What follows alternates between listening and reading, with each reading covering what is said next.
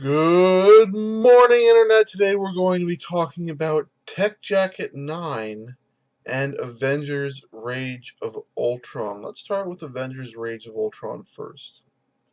Now, the first thing that jumps out to me about this book is the art. The art is amazing. It is unmitigatedly, uncompromisingly brilliant in every instance. The fabrics are fabricy. They're not strange little planes that don't quite work. They're real fabrics that contour, that wave, that seem to come alive.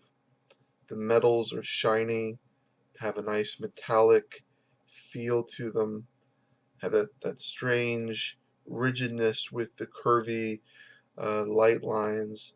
I really liked the mixture of the old and the new Avengers teams in this. That was an interesting contrast as well. The only thing I'll have to say about this art, Vision switches eye blast color. He switches from red about halfway through the book to yellow later on in the book. Just a small note, but I have to note it. Now the story.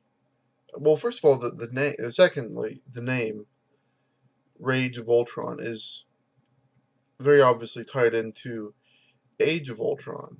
I can see why they're doing this. They're trying to promote the character, get stuff out there. They did this with after showing that Thanos was going to be the big villain of the Marvel Cinematic Universe.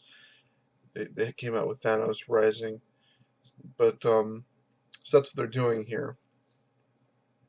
And Vision really shines here too, and so does Hank Pym, which is good. It's not an Iron Man story or something. They didn't allow characters who should just be along for the ride to dominate the comic. Now, what happens? The very abbreviated version of what happens here. Ultron is shot into space and ends up on Titan, where he takes over the Eternals' computer. He takes over the entire planet, and he converts the entire planet to himself. He is a planet, and he moves it to Earth. And what eventually happens is they build this up that Ultron hates himself, that he's a mirror for Hank Pym, and eventually he's merged with Hank Pym, so they become one entity. And then the last remaining Eternal, Star Fox, who's also known as Eros, makes him love himself. He uses his power to make him love himself. And it was kind of, I had very mixed reaction to this because it felt like a Deus Ex Machina, but it really wasn't, because they were talking about the hatred the whole time. Star Fox really just kind of comes out of nowhere and does this. It's not even like he's there punching things side by side with the Avengers. He's just, you kind of lose track of him. He comes out of nowhere and he makes him love himself. And Ultron is floating through space in kind of a fetal position after this. And I'm very curious to see where this goes. It looks like it's in continuity, whatever continuity is now, with the whole Secret Wars event coming up.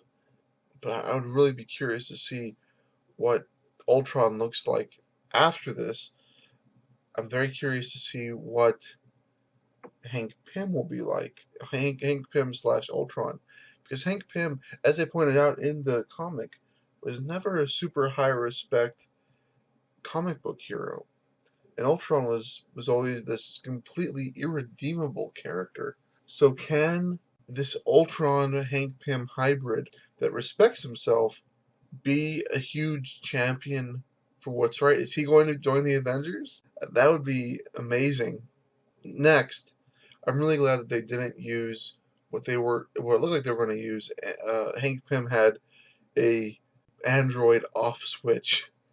That would just be such a bad way to end this really beautifully done graphic novel. If you just press the Android off switch and all the androids turned off and everything, that would have been really bad. So they make you think you're going to go one way and then you go the other way, which is very clever. I'll have to remember that someday for writing. Next, let's talk about Tech Jacket number 9. This is written by Joe Keating. It's created by Robert Kirkman.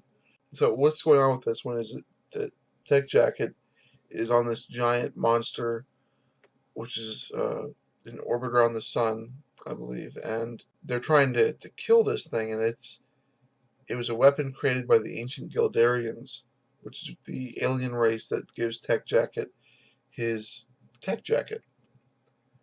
And this is really kind of, it's a connective tissue issue again.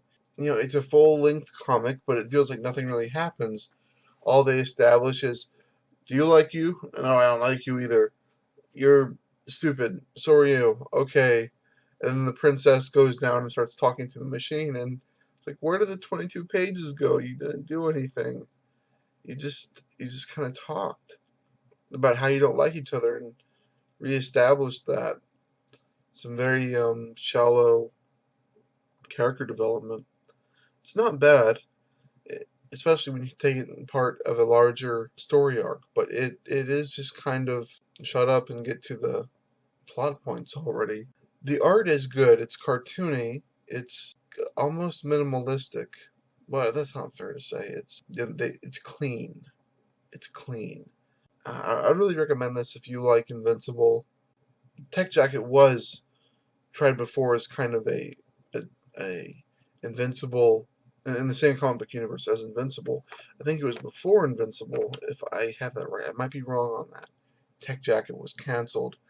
The character was used extensively in the Viltrumite War story arc in Invincible, and now he came back to a very strong Invincible fan base.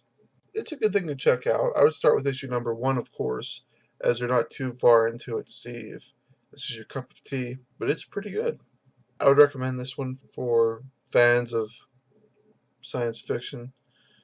The Avengers Rage of Ultron graphic novel is really for people who are into the Marvel mythology itself. It's not for people that are casual sci-fi type readers. Alright guys, thank you very much, and please check out my crowdsourcing campaigns at the end of the video. Have a good one.